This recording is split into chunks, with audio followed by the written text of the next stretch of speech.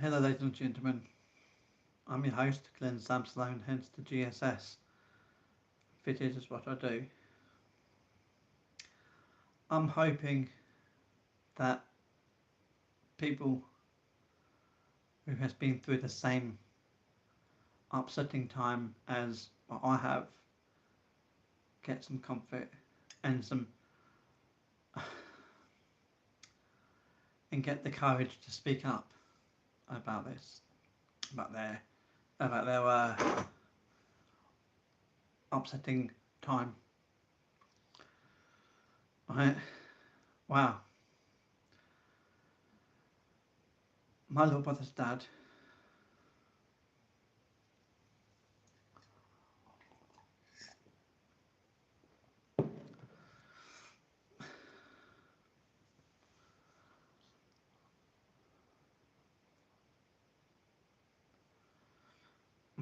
dad sexually abused me.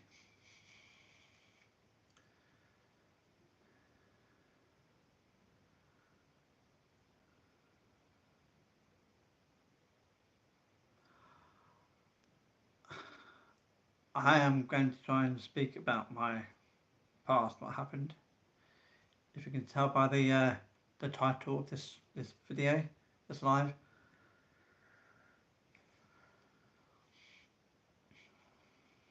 And it's hard because my abuser got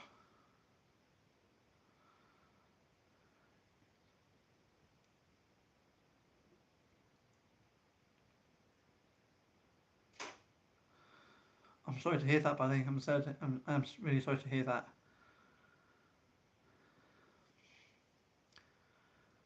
My little brother's dad.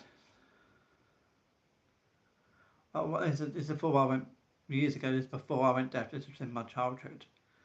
So in my childhood, I was actually hearing. I wasn't deaf, and I never played outside with people my own age because I didn't feel like the other kids my own age. I always felt like a square peg in a round hole. I mean,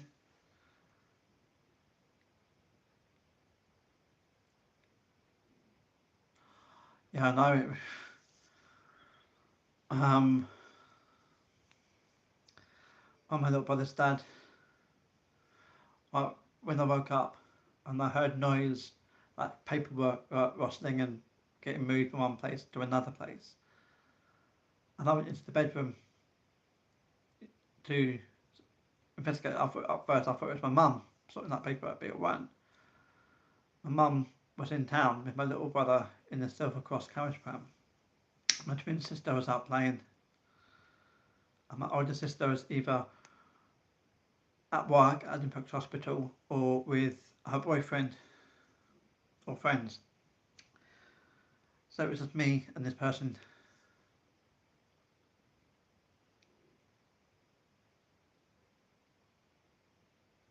I'm so sorry, buddy. I'm really so sorry. But I need to speak up about this because I'm hoping that other victims that have been affected by this person comes forward, because I've been to the police about it. The police came here and interviewed me through video link and that, and then they took it through because it happened over in Suffolk. They took it through to Suffolk police, and the Suffolk police interviewed him and he denied it, so they dropped the case. But what I've said to them, they've kept it on file, like in case someone else comes forward, and these other victims come forward and speaks up about it, then the case could be reopened. So I haven't got my justice yet. So I'm just hoping.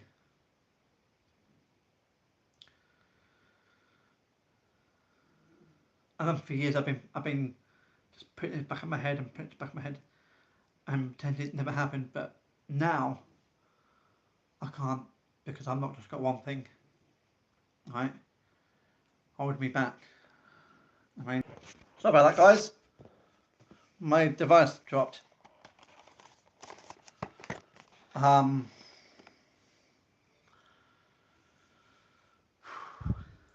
Where was I?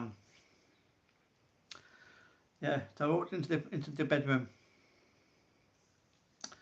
where my little brother's dad was sorting out paperwork. So I thought I could trust him. Right.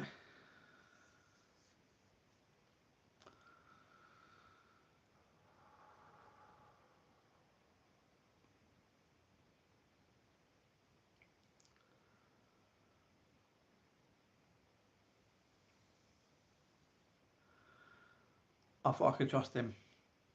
So I stopped and sat on the side, my mum's side of the bed, and I spoke to him. And he was talking to me, and suddenly he got up from kneeling down beside his side of the bed. Right, came rushing around to my mum's side of the bed, and just picked me up quite viciously.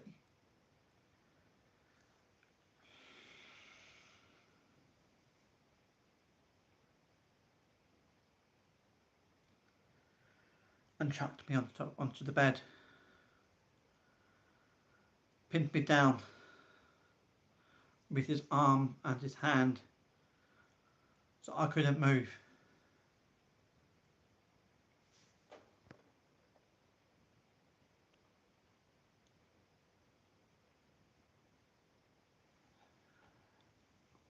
When you was 15,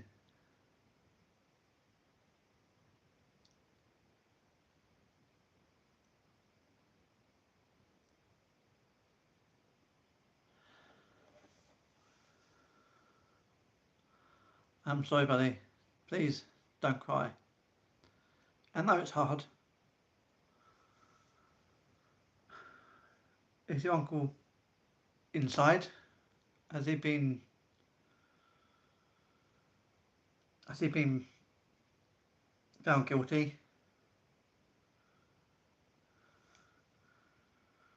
Because my abuser is still walking around because he denied it, and I'm hoping.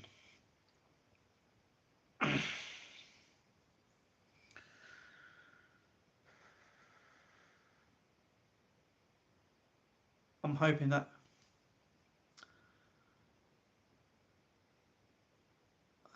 me doing this video here, this video, brings the other victims from this guy, Desmond Murta, forward and get them to speak up. I think if all of us speak up, we can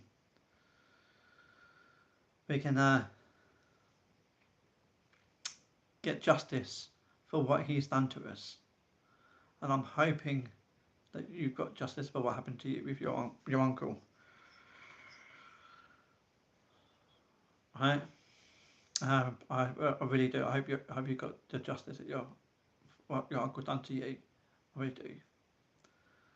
But even though if you need, I'm always here if you need to speak. Right? And if you haven't yet spoke up, speak up.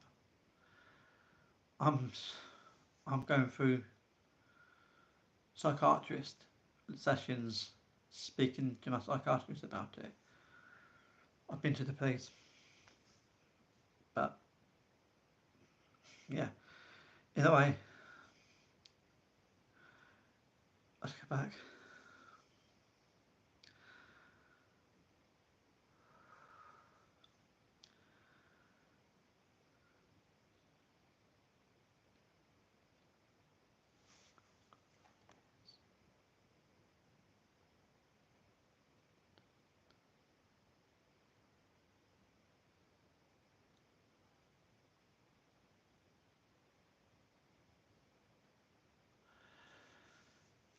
Is your uncle in the same town as you, or has he been made to relocate to a different area of the country?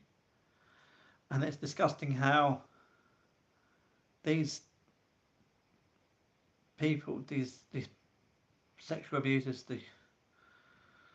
the abusers, they get either, in your case, they get put behind bars. They do their time in prison, but then they come out. But what the British justice system is,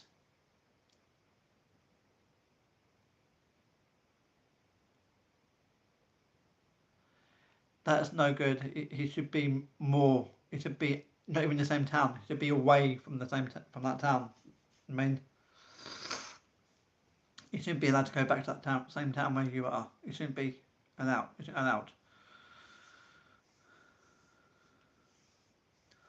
Like, I'm in Norfolk. My abuser is walking around the town in which I would love to move to, but I can't because he's there.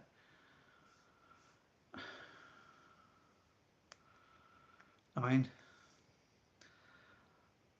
one of my best friends actually lives in that same town as him, so I would love to go and visit my best friend. But I'm literally shitting it because if I went back to that town to visit my best friend, I'm bumped into my abuser.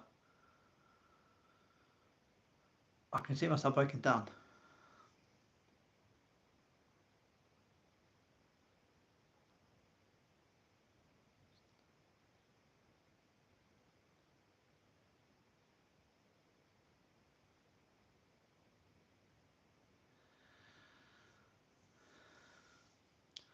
But buddy, we're in the same boat. We're in the same boat. But he does need to come out. Alright? Go to your doctor. Tell your doctor and tell your doctor about that you want a psychiatrist, and speak about it. Get that support. Alright? You do need the support, and that guy, that person, that dirty chemical spillage, you need to be moved away from that hometown, from your hometown. You need to be taken away from that hometown and put somewhere else. I mean, but my abuser doesn't just like little boys. He likes little girls too. I found out that before me, we found out that he sexually abused 2 little girls. And then, unaware to my mum didn't know when she got with him and when she split up.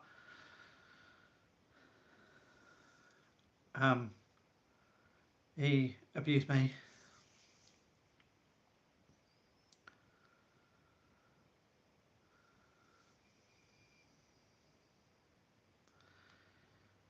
He literally picked me up. Right? He literally picked me up, chucked me on the bed, held me down with my with his hand on my shoulder, and using the other hand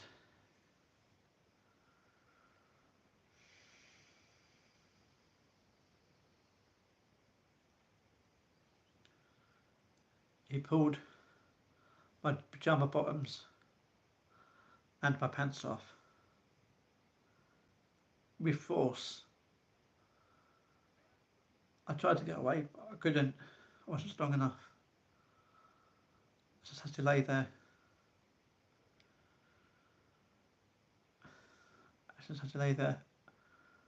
I had my eyes tightly closed, closed. And all I can hear is him laughing and feeling him touching me.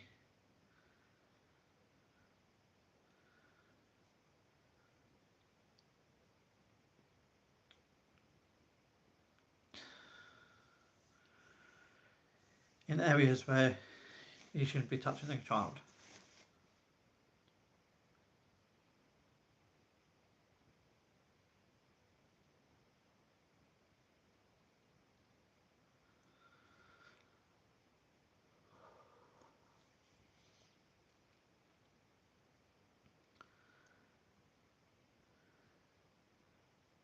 He was touching, he was playing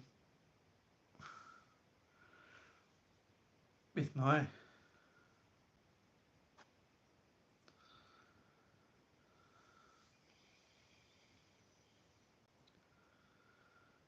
he was playing with my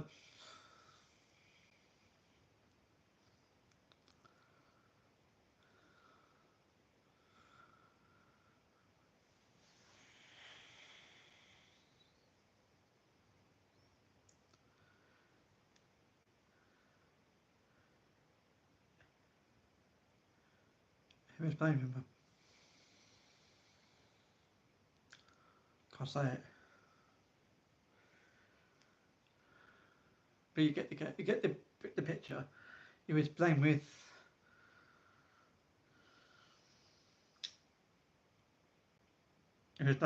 with my genitals.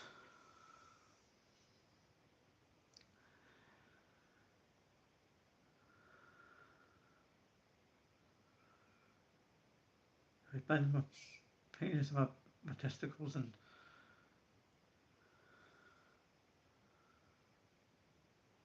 my butt cheeks.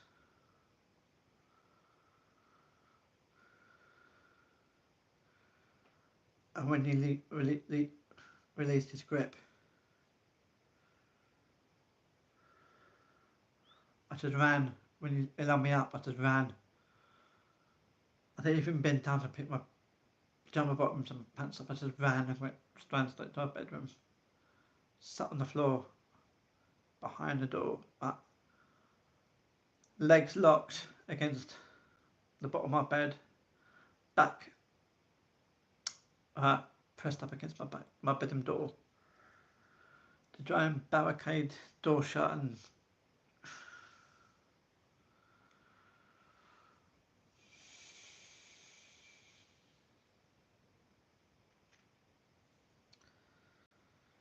he did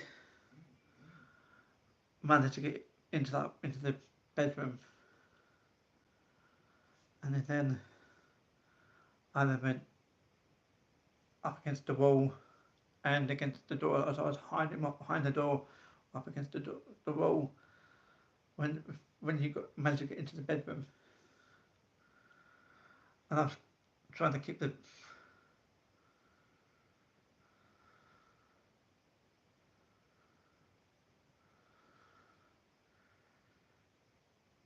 he was trying to come to me, trying to get to me.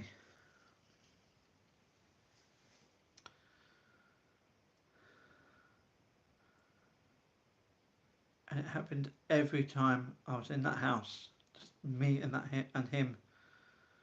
And I couldn't tell anyone. And now I've been to the police about it, and I told the police, and the police don't do nothing. They're letting go.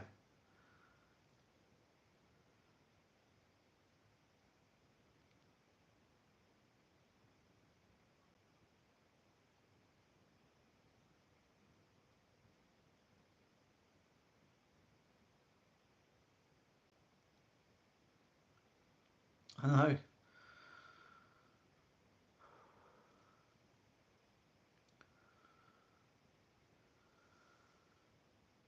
I just want justice. I want justice, but because I haven't got that justice, I've spoken up to the police, and the police didn't do much. They just interviewed him, he denied it, and they let him go. And they closed my case. If they dug deeper, they'd have seen that he's done this sort of thing before.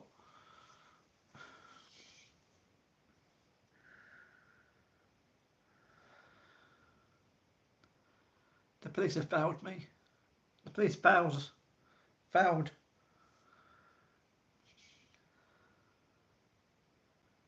When someone sexually abuses someone,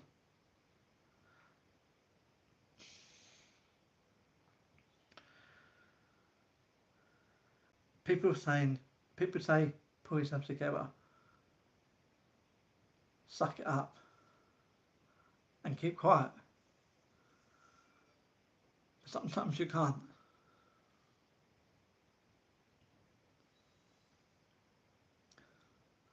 I'm just hoping that the other victims of Desmond murder sees this video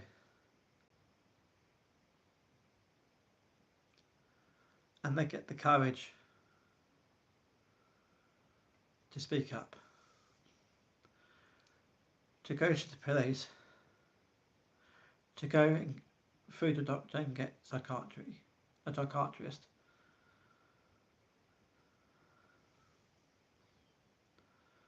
Because you're only really a survivor when you speak up.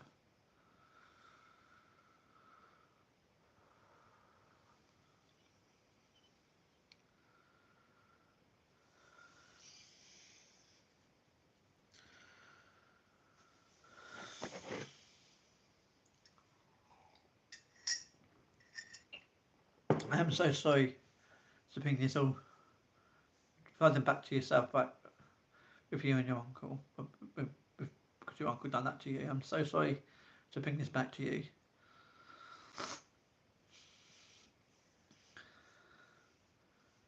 Alright?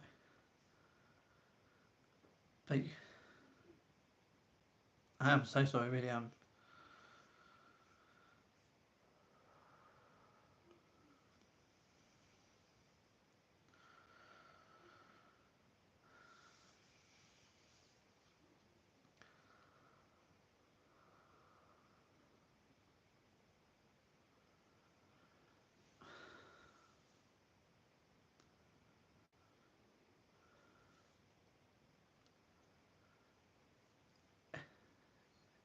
If anyone has been through the same upsetting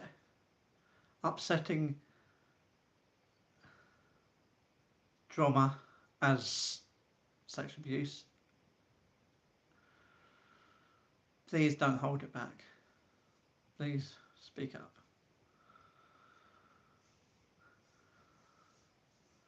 There's people out there that has been through it as well, and together we're stronger. Survivors, victims and survivors, we're stronger together.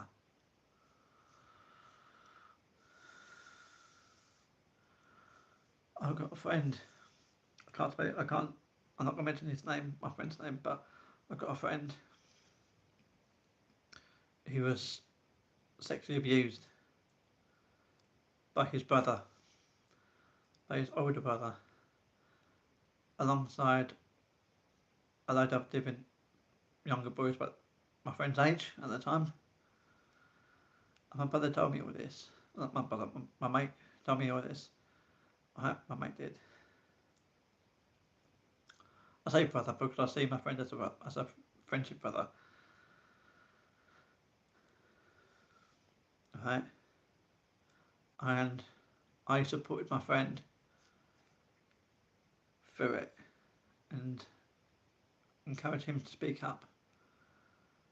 And now I've done it. And it's so hard. It's literally so hard. I've gone to like I said, I've got a psychiatrist, and he's at the moment, my psychiatrist is taking me back to that time when I was sexually abused.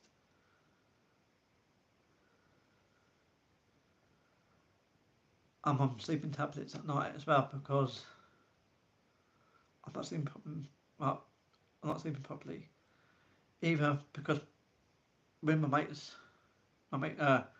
went through it and he's not coping with it either, and he tried to commit suicide, and I called him on video call or messenger, and I witnessed him in a house that it's already been set alight on fire, and I tried to get him to put it out, but he didn't. And when the fire took hold and got too big for him to even to think about putting that out.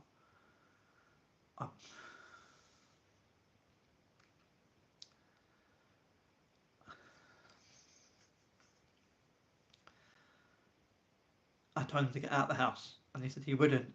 He said he doesn't want to. He wants to end it. But I think something snapped in his head, and he managed to get out of the house. The phone that I was talking on, I was on and talking to him, trying to encourage him to get out, or to put the fire out, or get out. That's still in the house. That was still in the house. Right. And I heard the fire brigade, because I don't know if it's his neighbours that called the police, that called the fire engine, the fireman, or his granddad, or his best mate. But I was on video call, and I was staying on there. At that time, I did not know that my friend got out of the house. I thought he passed out. So I was trying to get his attention. When I heard the fire brigade come into the room and all that, I shouted out to them, and I heard them say, "He's over there, he's over there." But he wasn't over there. He did get out of the house. They heard me on the phone, and also the phone went dead.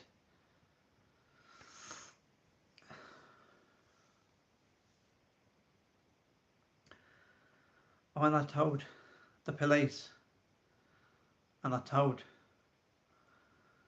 when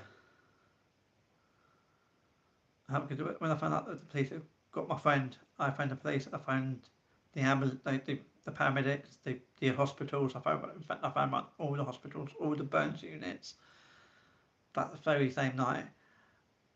Even the next day, I went into the next day, I was phoning around trying to get hold of and find out where my friend was.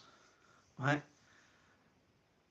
And I told the police, I said, "You cannot put my friend in prison for arson.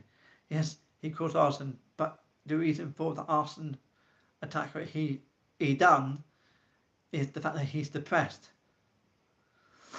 Right? He's big time depressed. He doesn't need prison. He needs help.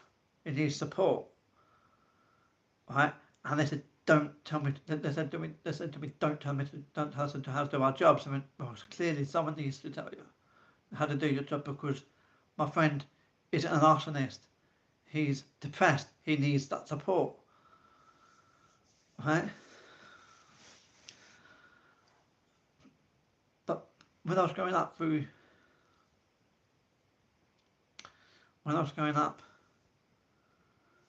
right, with memories and with thoughts going through my head of me being sexually abused, I managed to put that to the back of my head.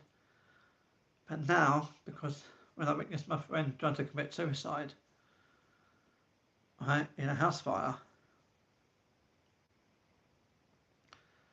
right, that brought that something back to me. So now I've got visions of my friend in the house fire, even though I know he's been held on demand in prison, right? And I'm also seeing visions of my sexual abuser, right? Sexually abusing me and laughing. And now knowing that the police have allowed him to go free,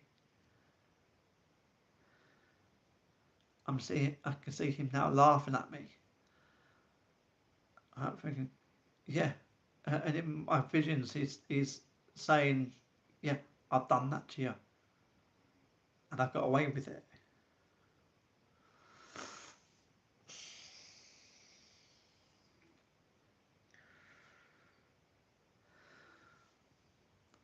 And I can drive.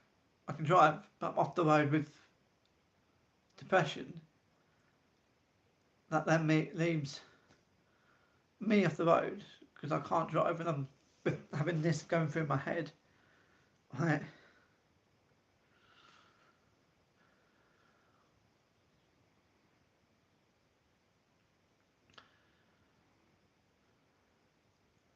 And then, because my mum has poor mobility, she's now housebound. She can't get out of her house because I'm off the road. So, what this abuser has done to me, right? Physically picking me up, pinning me down, and using force to pull my pyjama bottoms and my pants off. I can remember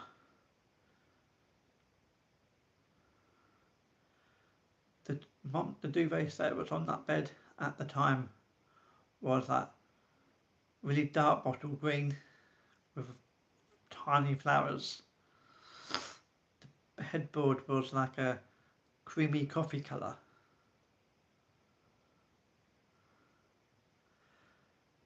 The wardrobes and the dressing table were dark brown and creamy, and with creamy white doors.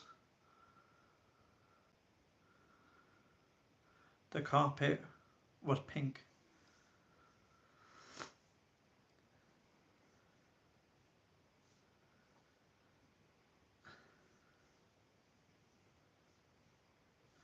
The wallpaper were flowery with a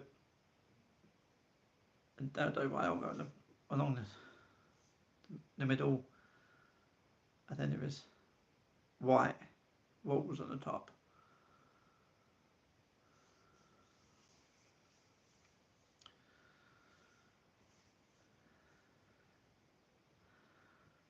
The pyjama bottoms what I was wearing, they were blue, and the patterns on the pyjama bottoms were like teardrops, in the shape of teardrops. And the pants that I would wear that he pulled off were bright red. That's the very first time he done it.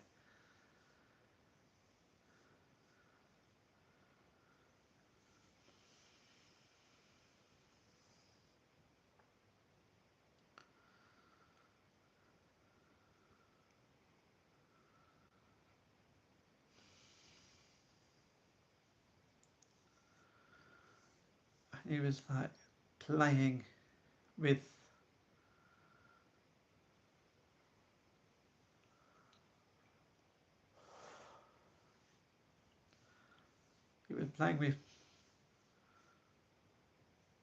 my penis and my testicles and my butt cheeks, my bum cheeks.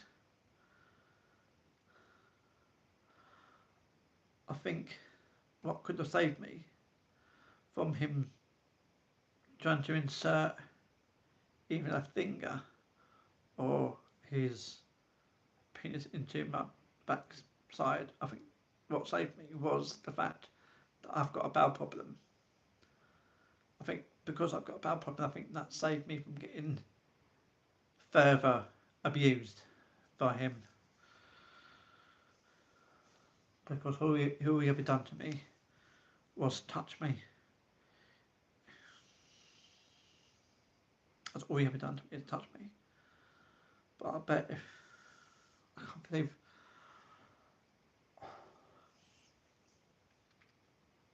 I bet if I didn't have a bowel problem, I bet he would have done more than that.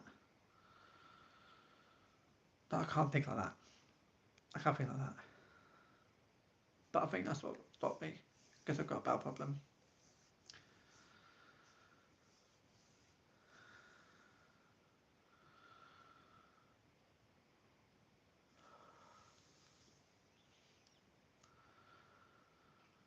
I'm so sorry to put you back through the drama you went through, mate, buddy.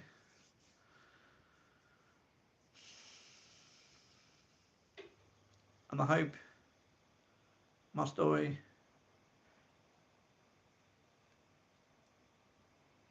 I hope you find some comfort in my stories, even though you're not the only one then that's been through similar situation. And I'm asking you now, mate, go to the doctor. Get doctor support. Alright? You still there, buddy?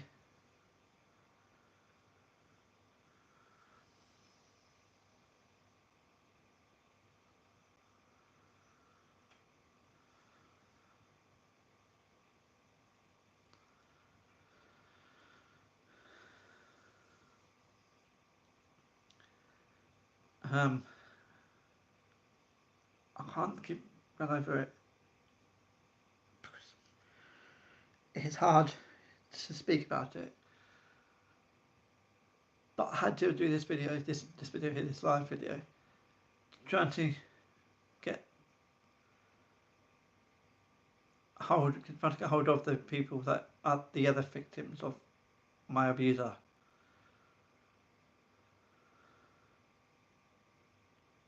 Okay. This is the whole reason for this video is trying to get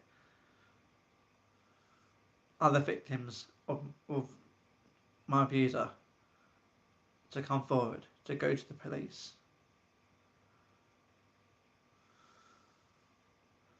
Okay.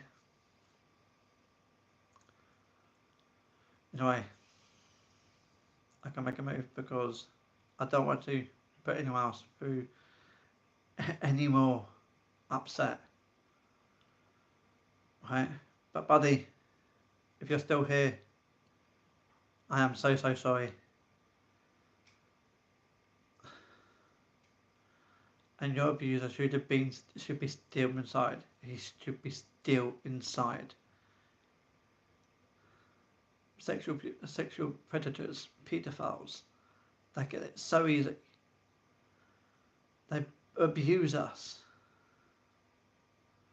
They abuse sexual predators, paedophiles. They abuse children sexually. Right? Knowing that it gives us a life sentence. We've got a life sentence. Right? We've got a life sentence. Having to live with that effect, with that memory. Right?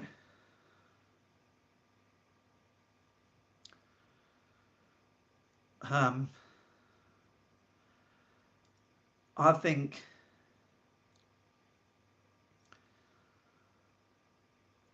paedophiles should get the same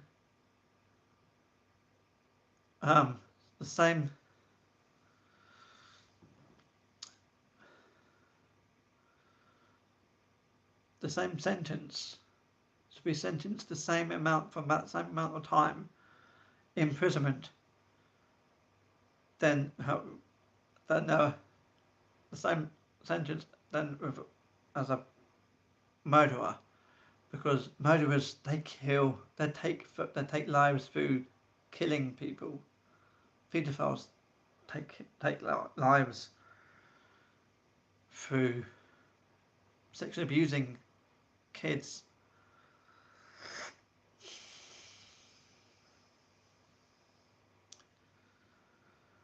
Right, so buddy, please go to the doctor, get a psychiatrist and speak about your problems, and hopefully we can get a better outcome. The sexual predators should be in prison for life, right? Not for what they get. Buddy, get yourself a drink, you need it. Right?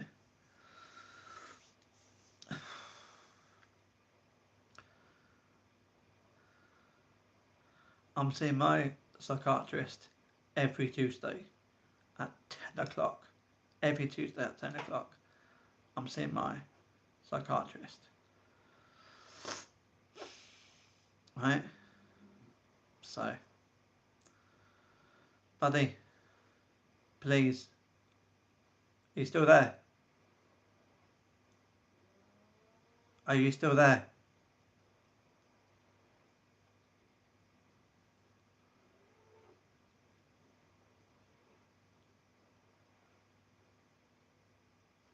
Buddy.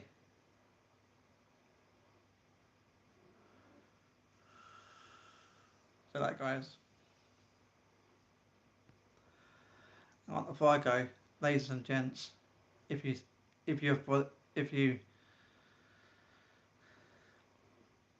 experience the same as me, as my moderator here, right, please, and I mean this, go to your GPs, get a psychiatrist, and I'm GSS Videos on Facebook. You're more than welcome to give me a message on GSS Videos, YouTuber presenter. Okay? So, ladies and gents.